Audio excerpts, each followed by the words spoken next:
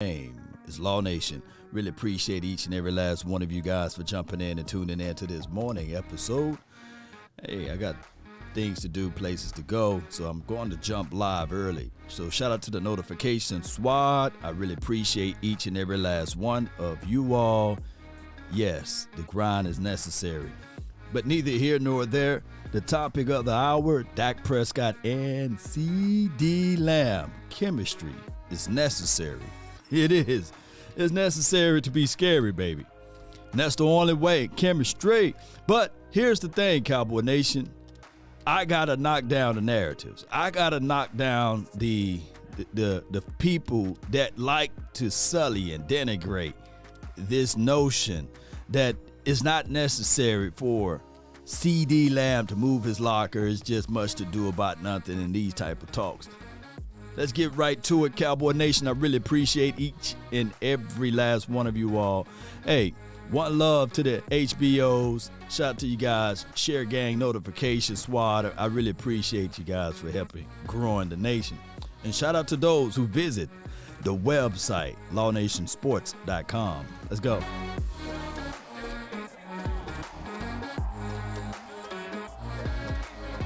Five, 4, 3, 2, and 1. Let's go.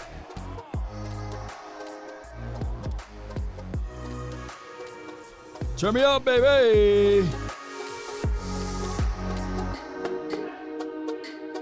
Let's go. What's up, everybody? The name is Law Nation, baby.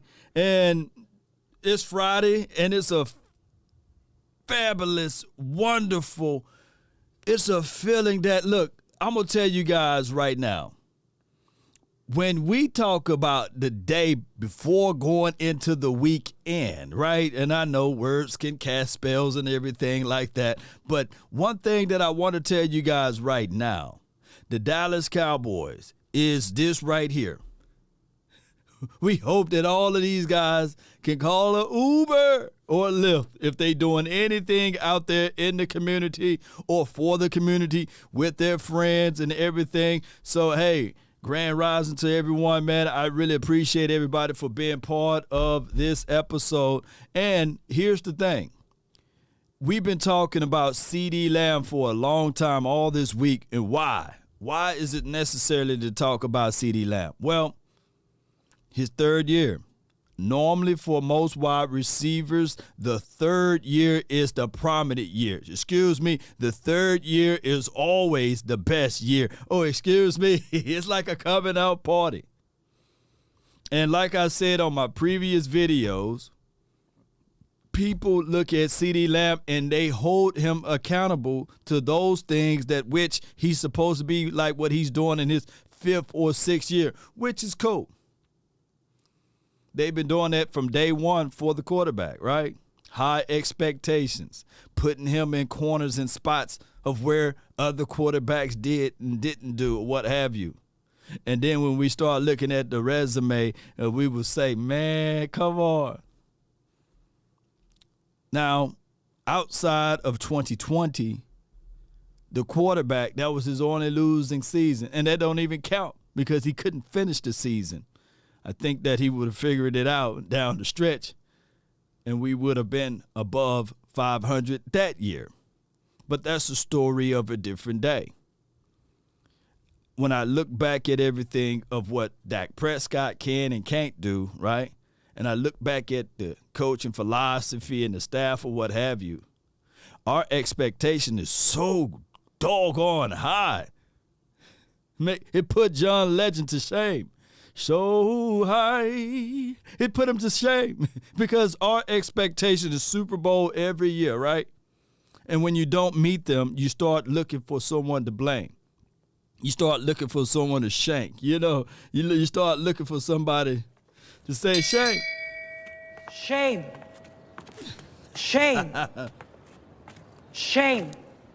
Shout out to you, Jay Versick. Appreciate you, man. Shout out to you, Guy. on Twitch. Appreciate both of you guys, man. So, and I'm live on multiple platforms. Shout out to my Facebook gang. Shout out to you guys. Shout out to everybody that be shooting the stars and everything. And shout out to you that's on the Twitch. I don't need to buy followers, but I appreciate you for soliciting. But it is what it is. Shout out to you, Jay Versick, once again. He says, Law, I'm still at work. This is early. I appreciate you, man. You know, this is what it is. You getting some. Are you not entertained? Are you not entertained? You getting it early, man, one way or another. I got to go somewhere. That's why I'm out here early. So normally this is what my day-to-day operation is all about. I beat the sun. That's my number one goal. I beat the sun before the sun rises, right? And then I take the little ones to their locations to get some education for the nation. And then I get to work or what have you. And then I jump live normally around 12-ish, 1, give or take. But there's no work process for me for this week. So I am free 99 for your mind. And speaking of that, it's the early time show. So let's go. Let's go with this because I really need to do this right quick. Tell those boys over there to lean forward. This is a pre-slap. CeeDee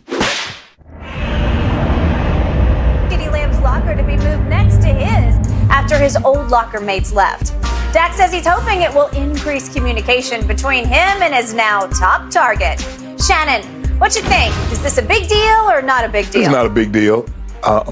I did spend a lot of time in locker rooms, and I can honestly say, Skip, I never really talked about all the game plan and things of talking of how to do this and that took place in the meeting room or the practice field.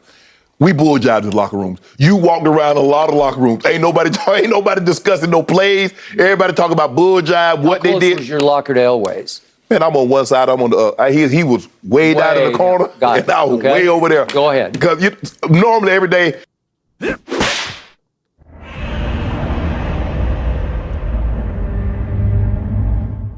Now, this is the thing. Shay Sharp, shout out to him, one of the greater tight ends that played this game. But he's the tight end. He's not the wide receiver, nor the number one wide receiver for the Denver Broncos. And when he went off to the Ravens or what have you, he was not the number one target. So what I'm trying to say here is that chemistry is necessary. Here's the reason why.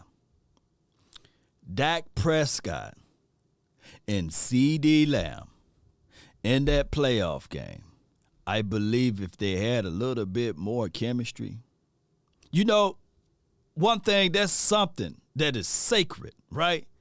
For all quarterbacks to be on the same page and singing from the same hymn from their stars. And you want that to be such that when everything seems as if though is not working, you got your set of bread and butter plays. It's to the degree that, the coach may call in one play, and then you looking at it and saying to yourself, nah, I'm finna change this. And the other people that's on the team can be so jealous. And I'm not saying that anybody on this team can be like that, but other people can be so jealous of the unique chemistry that you have that all of a sudden they would come out and say, hey, man, they drawing up plays on themselves. They in the sand. They drawing up plays on the sand. It seems as if though he's drawing a 7 route, he's putting Lamb on the 7 or the 9, the bang 8, the absolute play that they know that can work. And actually, that is what T.O. accused Jason Witten of, right? And Tony Romo. Oh man, those boys. Because they hang out so much together. They went to Cabo together. They ate food and went to out to eat together. You know, that's in the city of Dallas. Now, it didn't manifest itself into a Super Bowl ring, but the chemistry was there. And some people would look back at it and be like, hey, can I get some of that chemistry? And that is what Dak Prescott is trying to do. And before anybody say that they don't have chemistry, CeeDee Lamb, you might as well put his address in Prosper, because that's where he been working out with Dak Prescott at. He got a football field in his backyard. But why not move him a little closer in the locker room? Move him a little closer when they go out to eat. Move him a little closer in the meeting rooms so they can develop that chemistry. You know, one of the greatest things I witnessed last season had nothing to do with the Dallas Cowboys. Say it with me, Cowboy Nation. Jamar Chase is a dog. But it was necessary. They had chemistry already. They won games together. In the trenches, in the battle. They lost together. Cried together, right? So it was a natural feeling, a natural vibe when Jamar Chase went to Cincinnati. Burrow's smooth with it. He cool with it. All of those other wide receivers were not trash, but they wasn't a Jamar Chase.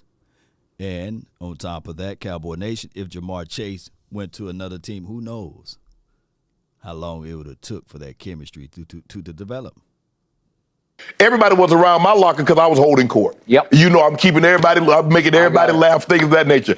I ain't thinking about no game plan until or plays until I hit the practice field or I get back in the meeting room. That's what that was for. Nah. So maybe it's changed. Skip, I've been retired 18 years now. I spent 14 years in the NFL locker room, and I can honestly say I don't remember discussing with the quarterback any plays in the locker room. That's just me. But like I said, maybe guys do things different now, and maybe some other guys did. Okay. But I did not. For me, this potentially is a great deal because it's also somewhat an admission of quote-unquote guilt, an admission that something isn't quite right between Dak and CeeDee. And we've That's not right. I want to get in front of that narrative because people hit me up and say, Lord, can you believe that there's something? No, there's nothing. There's absolutely nothing going on between the two. And I come here to tell you guys right now, you're reaching for straws to think such. Even with the fake news of basically what some fake non-credentialed Twitter account said that, you know, Amari Cooper called Dak Prescott the black Kirk Cousins. That was flat out fake as all get out as a $3 bill. And the moment you can cash a $3 bill, that's the moment that will be real, right? So I get it, right? A lot of people look at these games and they get into their feelings. And they have this, what we call emotional damage. They got that emotional damage because of this right here. The Cowboys haven't done nothing in 26 years. And they're looking for any type of negative news that they can attach to the quarterback because, one, the quarterback is not their quarterback. Two, is because the Cowboys have not been doing anything in 26 years. So it hit them with that emotional damage. Talked many times about it. For whatever reason, their connection, their rapport, their wavelength was never what Dak had with Amari. Right. And yet, I do look at last year's numbers, and CeeDee's numbers were pretty great last year because he had career highs, obviously, just his second year. But across the board, he led the team in targets and catches and yards per, and not touchdown catches because Amari had 8 to his 6. Right. But we did see what was the biggest moment of the year. Well, it was Dak to CeeDee in overtime at Belichick, if we could please see that quickly. But this is the highlight in a year that became a low light because in the playoff game against San Francisco, CeeDee caught a grand total of 1 ball for 21 yards. But this is the walk-off. Obviously, Dak pulled his calf and missed the Minnesota game the next week. But the point is, that was their one shining moment from last year. And when San Francisco arrived at Jerry World, he caught 1 ball for 21 yards. So that's just wrong because he is your playmaker. He's beyond Zeke. He's beyond any. You better have a connection with that guy. If whatever their connection is next year is how far this team is going to go. Man, ain't nobody said. I bet you Jerry's locker wasn't next to Joe's or Peyton wasn't next to Marvin's. Okay, but they connected right away, right? I mean, so you can't look at everything as a isolated situation, and my thing is, you got to look at the collective on some things. Now, some things are isolated, right? But you got to look at everything as it relates to football as a complete team effort. You know, the craziest thing about all of this is that CeeDee Lamb, that was his second year. One can literally argue last year was his first year with Dak Prescott. And what you guys are asking for is just crazy. Crazy.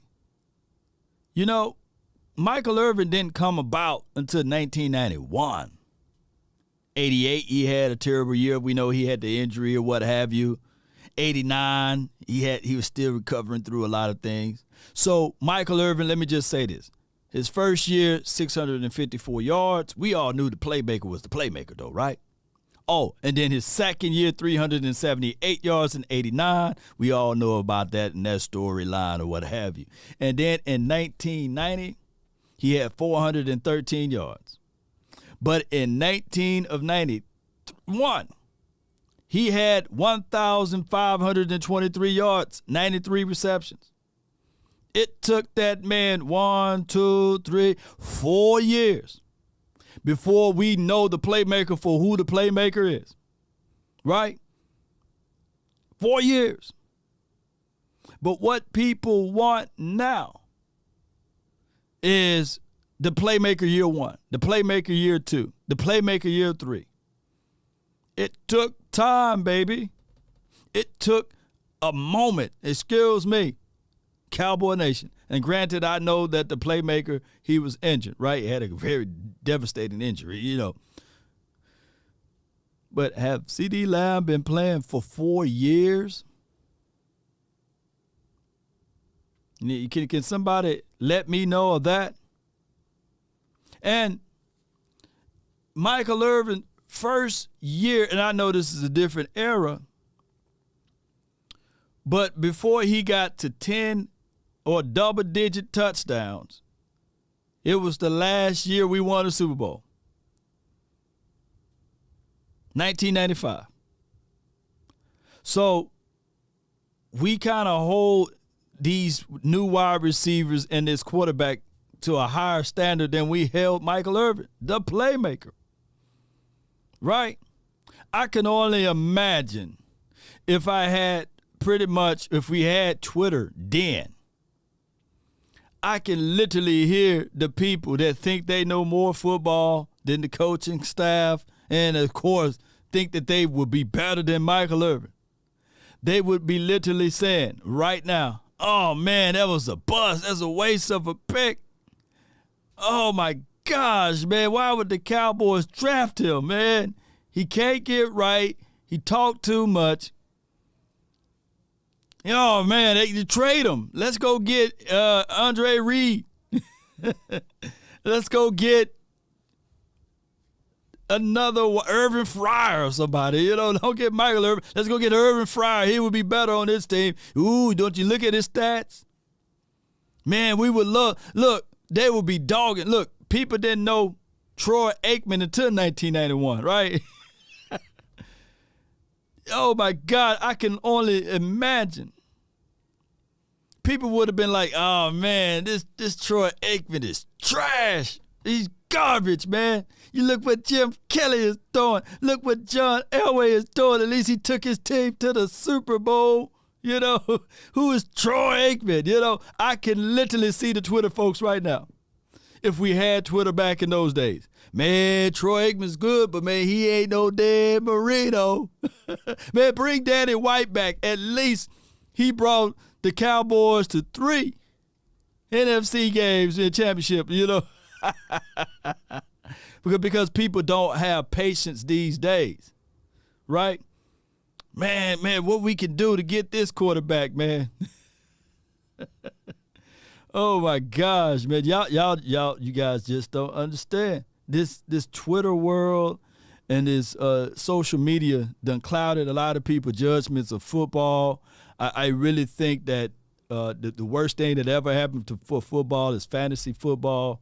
There's a third of the Cowboy Nation rooting for another team and another player to win and do touchdowns, and they get clouded with their vision of the game and their love of the sport because they will look at one part of the offense and say, look what Justin Jefferson is doing. Look at how many touchdowns. He had 10, Law. Look at CeeDee Lamb. But then they fail to realize Justin Jefferson was targeted 163 times. CeeDee Lamb targeted 116. There's worlds of a difference of targets. They got to understand that even in this flow of offense, we had a guy by the name of Cedric Wilson taking some qualities to reps and also getting some quality numbers. Even when he was healthy, we had Michael Gallup, Amari Cooper. Not all things are created equal.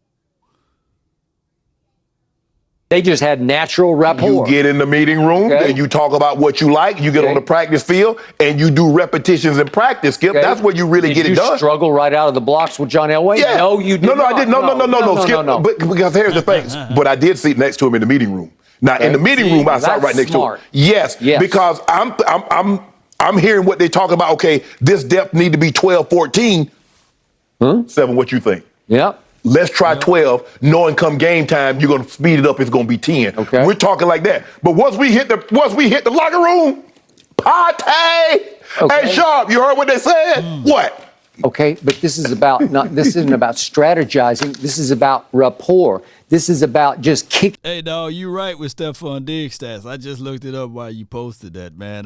You right on the money with Stefon Diggs. And I don't think that there's a person that's watching this right now will say, you know what, Stefon Diggs is trash, man.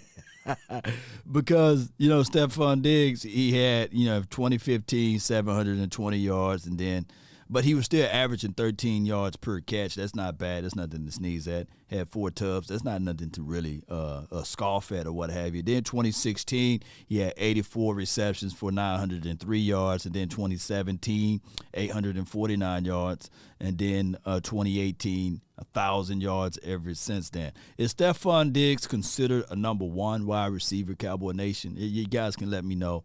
That's in the chat.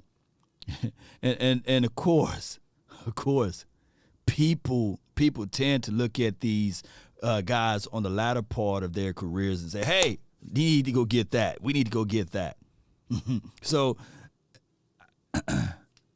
it is what it is.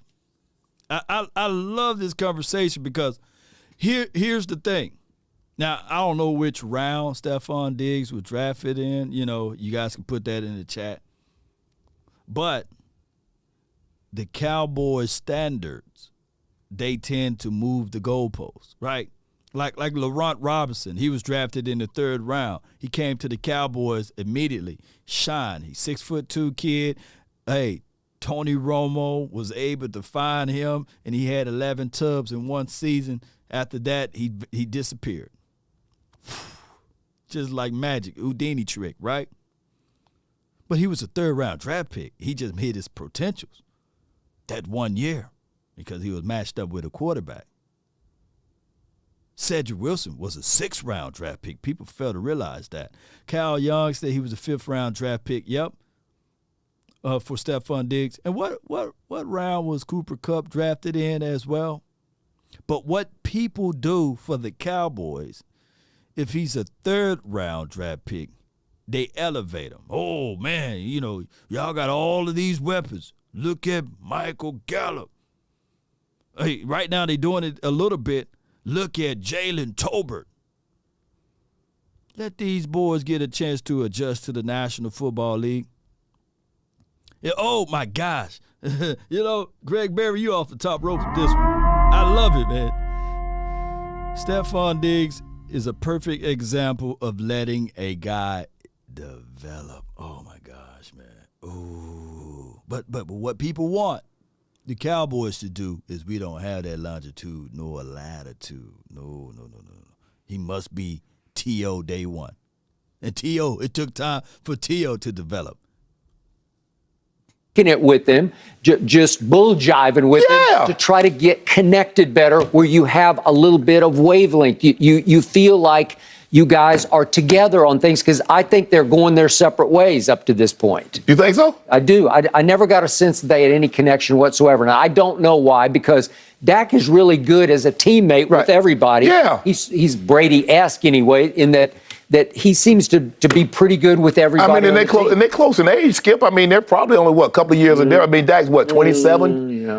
And CeeDee's probably, 22, 23? Yeah. But still, I think CeeDee's kind of his own man, and I think Dak knows that however far Dak is going to go, CeeDee is going to take him. And I think he will emerge as clearly the number one, and he will clearly... You better hope so, because you got rid of the number one. You better hope he emerges. Well, I was going to say I hope CeeDee becomes a top 10 receiver this year, except Pro Football Focus ranked him last year. They graded him 10th best in the league already. So That's a brilliant point.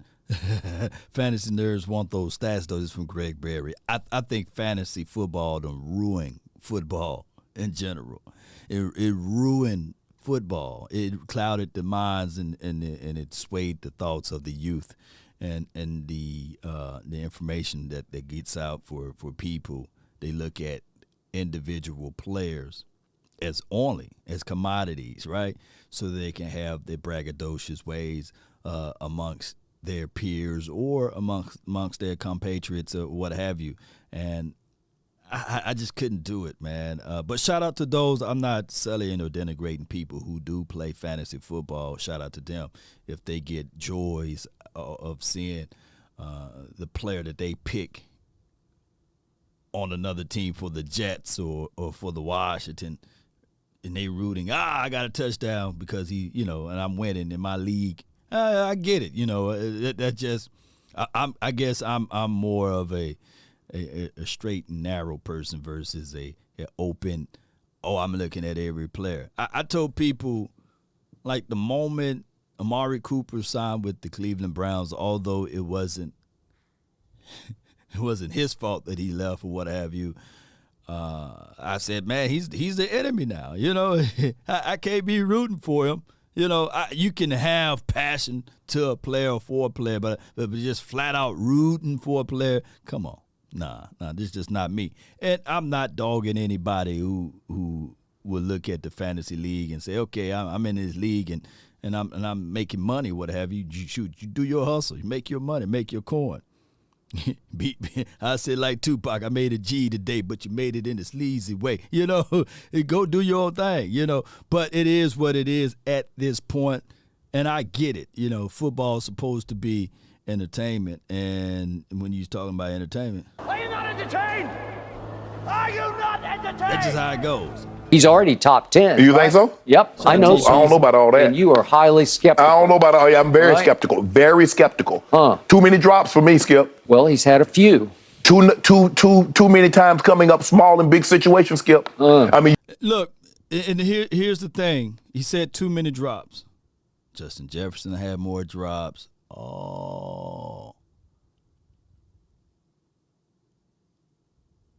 Deebo Samuels had more drops. But I get it, right? The second-year wide receiver having 6 to 7 drops it's a lot. And granted, when Dak Prescott targeted CeeDee Lamb, 6 out of his 10 interceptions came when he was in the direction of throwing it to CeeDee Lamb. Not all of it was CeeDee Lamb's fault, too. Dak Prescott, I promise you, he was trying to hit that man on the moon. I was like, dude, why is that ball way up there, up north somewhere? Who are you trying to hit with that ball? But Dak Prescott to CeeDee Lamb, that chemistry is necessary in order to be scary. But there are a lot of issues throughout all NFL teams with players with drops. Look, those guaranteed catches, if you really look, I don't want to hit this. don't want to put that conspiracy hat on, but they do make gloves that can stick them. And shoot, after they check my gloves, if I was in, I'd be getting kicked out because there was a wide receiver by the name of Jerry Rice. He put that stickum on him, just so that ball can stick there. But shoot, if I'm a wide receiver and I know that these wide receivers now getting paid $25 to $30 million, I'm investing it into that glove. I'm saying, look, man, first quarter I'm wearing the natural glove, but I'm getting that stickum glove in the second and third and fourth quarter. I'm getting that glove because I need to get that money. I'm trying to win. Oh my gosh. But appreciate everybody. Shout out to you, Sadiq. Yeah, I gotta wrap this up, man. I really gotta roll in a few though. You showed the one play, but there were some other games that I needed to see him rise and shine, and I didn't see it. Numbers look pretty good across the board. Numbers are going to be off the charts this year. Oh, you think Watch. so? Yeah. Okay. Yeah, I agree. Are they going to equate the wins? Can you say Devontae? I tell you what's going to be off the charts. That loss record. That's what's going to be off the charts. Really? Yeah, going to be off the They charts. won't even be 500? Hey, I already told you what I think they're going to be 10-7, maybe. Really? You keep talking, I go 9-8 on you. Really? Keep talking. Oh my gosh, man. This is funny, man. But don't check those boys out. And nobody send me no more of those clips. My guy says not the Bengals wide receivers. They catching out there, Bubba. Appreciate you, Bubba. Shout out to, like I said, shout out to the Bengals or what have you and all that they do as far as what they did last year. And the thing is, there is a thing called Super Bowl hangover. There's a deal that's out there that most teams that lose in the Super Bowl don't even make it back to the playoffs. So hopefully they can do what I think the Chiefs made it back to the playoffs, and I believe the Buccaneers made it back to the playoffs after they lost the Super Bowl. But you said they don't drop balls in Bengals land. They're catching everything. How many drops did Jamal Charles? How many drops did Jamar Chase had then? Was it more or less? Was it more or less than CeeDee Lamb drops?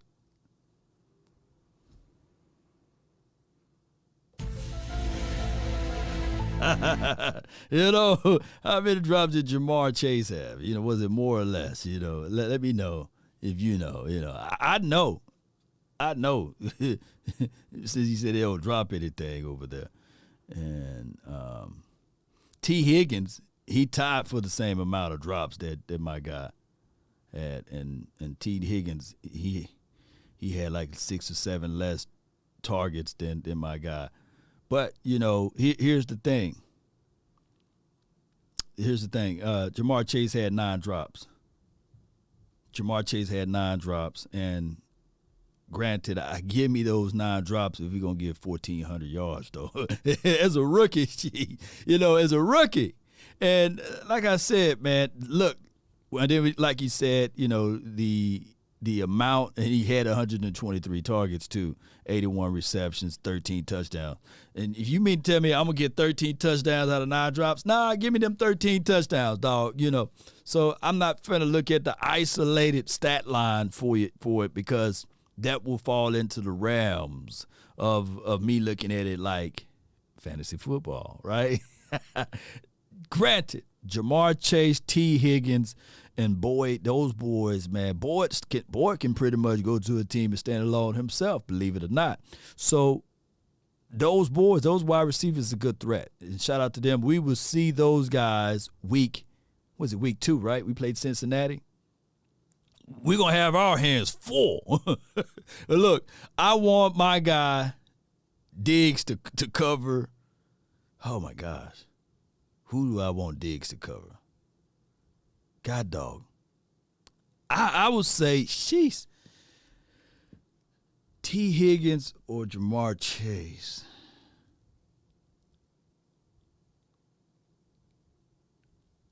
It's all dependent if Kevin Joseph is on this team. Give me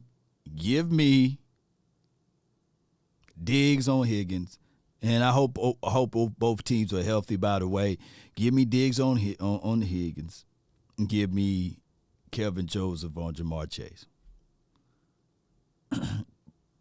Give me that. Give me that, baby. CeeDee will have a better year than Chase. Ooh.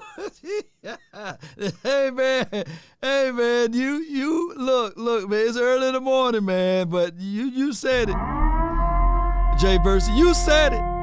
And I'm just going to spread it. You know, you said it, I'm just spreading it, man. You said CeeDee will have a better year than Chase and JJ, man. Oh, my gosh, man. Hey, I got to roll, man. KJ is more physical. KJ on Higgins. I just like the speed of KJ, Kelvin Joseph. And I know that Jamar Chase, man, I seen him scoot, man. And it's rough, man. I can't wait to see how, you know, I don't know. Well, let me see what Jamar Chase original 40 time, because they don't have it here. I think that he got to be in the 4.4s, you know, Jamar Chase. It don't really matter, because once he's open, he just explodes out there. And I'm not trying to look at just 40 time as an isolated situation. What he ran, because I know. Oh, he's a 4.3 guy. Jamar Chase 4.38. I just don't like my dog Diggs on quick, twitchy guys. You know, I don't want that. You know, he's a 4.3 guy, 4.38 Jamar Chase. And let me see what T. Higgins ran. I like T. Higgins, 40-yard dash. He's 4.5 guy. That's what I like my guy.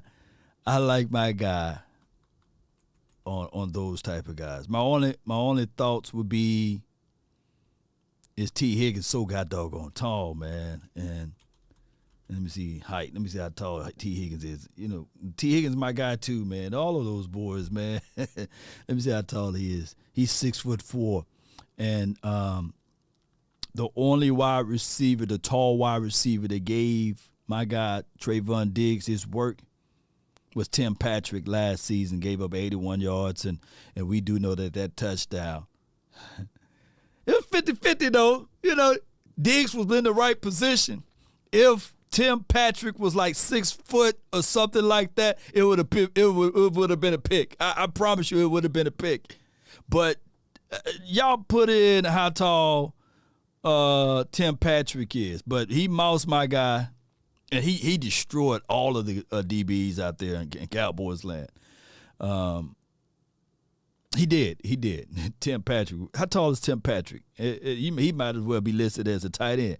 But I appreciate everybody for tuning in. Put Parsons on Chase, laughing out loud. Oh, I like Parsons' straight line speed, but his hips, you know, I don't want him to get in the middle of the field, and then it's two-way goals. That offensive coordinator for Cincinnati, they don't isolate. They don't isolate Jamar Chase to one side of the field. They move him around like a chess piece. And on top of that, Cowboy Nation.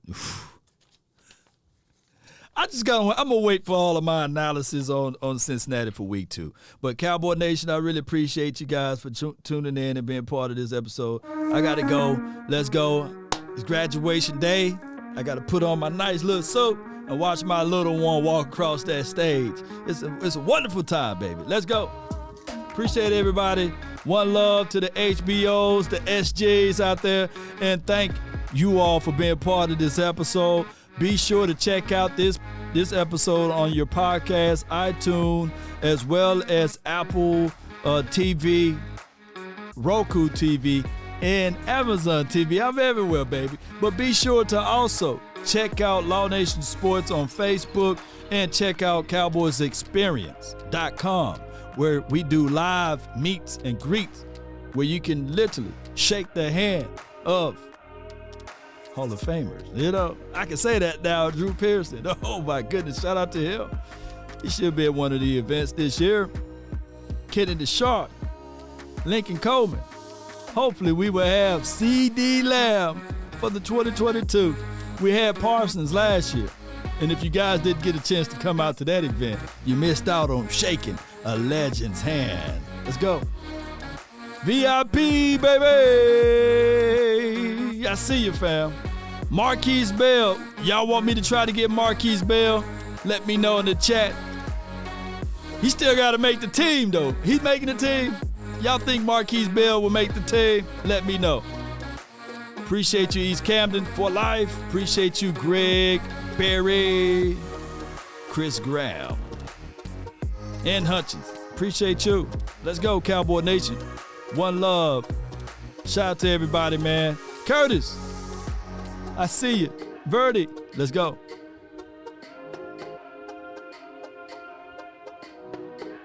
Shout out to you, Sadiqa. Sharing is caring. We out.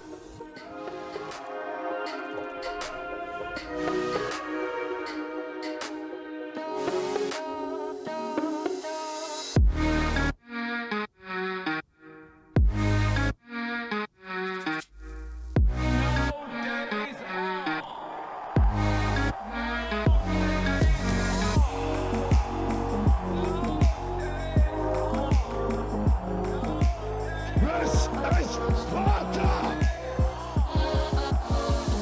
You must be out of your goddamn mind! You must be out of your goddamn mind!